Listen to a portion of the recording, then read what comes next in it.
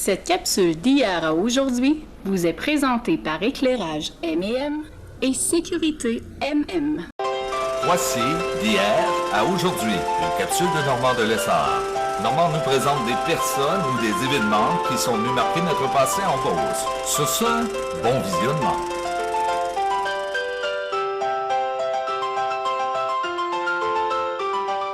Allô tout le monde, ici Normand de Lessard et bienvenue à une autre capsule d'hier à aujourd'hui.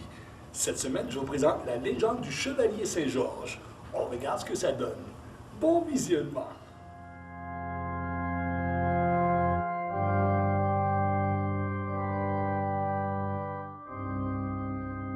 Pendant que je contemple une statue de Saint-Georges ici en Beauce, je sais que d'autres font de même en Croatie, en Suède, au Danemark, que quelqu'un observe le Saint-Georges de Dali au château de Pommard en Bourgogne, pendant qu'un autre visite son tombeau à l'église de Saint-Georges à Lod en Israël.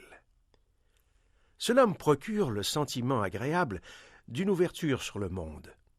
L'histoire de Saint-Georges combattant le dragon est bien connue. Qu'il existe plusieurs versions de la légende ne m'empêchera pas de tenter de vous la raconter, oh non. C'est qu'elle a bercé mon enfance, cette histoire.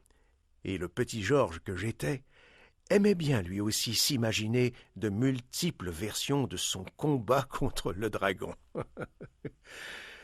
Pour mon histoire, je m'inspirerai bien entendu des récits de ma mère, mais aussi de mes nombreuses lectures sur le sujet dont La légende dorée, ouvrage rédigé au XIIIe siècle.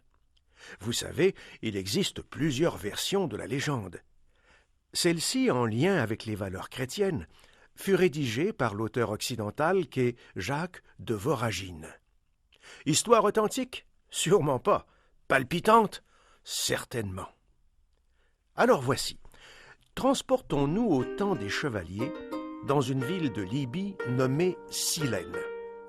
Tout près, un étang dans lequel se trouve une créature effroyable, un dragon aux allures de crocodile et de lion. On dit que lorsqu'il s'approche des murs de la ville, son souffle suffit à empoisonner tous ceux qui se trouvent à sa portée. Habité par une fureur destructrice, il est une grande menace pour la cité.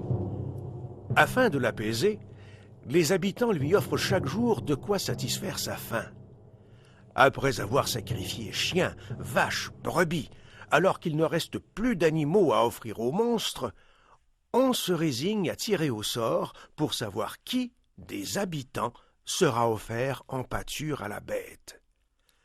Aucune famille n'est épargnée, ce qui fait qu'un beau jour, le hasard désigne la fille du roi. Au moment où Georges, soldat de l'empereur, arrive, nous avons d'un côté la princesse enchaînée à un rocher, et de l'autre le dragon, croc sorti, gueule ouverte. Vêtue d'une robe de mariée, la jeune fille attend une mort certaine. Porté par son courage, Georges s'élance et blesse la bête d'un coup de lance. Il enchaîne le dragon et le ramène au village pour l'achever devant les yeux ébahis des habitants. Et là, l'histoire continue comme suit. Devant l'exploit de Georges, des milliers d'habitants se convertissent. Alors soupçonné de christianisme par les autorités romaines, Georges est torturé. Son martyre dura 7 ans. Ses bourreaux ne manquaient pas d'inventivité, hein? Ils lui ont fait subir les pires supplices. Georges ressuscita 3 fois avant d'être finalement décapité et jeté au fond d'un puits.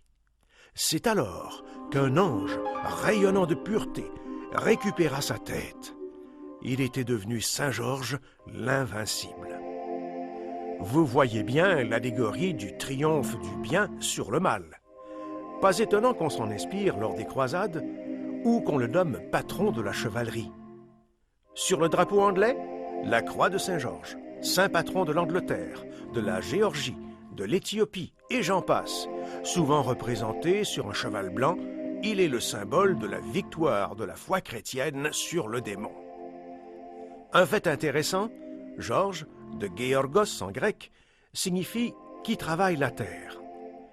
Et moi, fils de cultivateur, devenu entrepreneur, je me sens doublement fier de porter le nom du saint patron de ma belle et dynamique ville.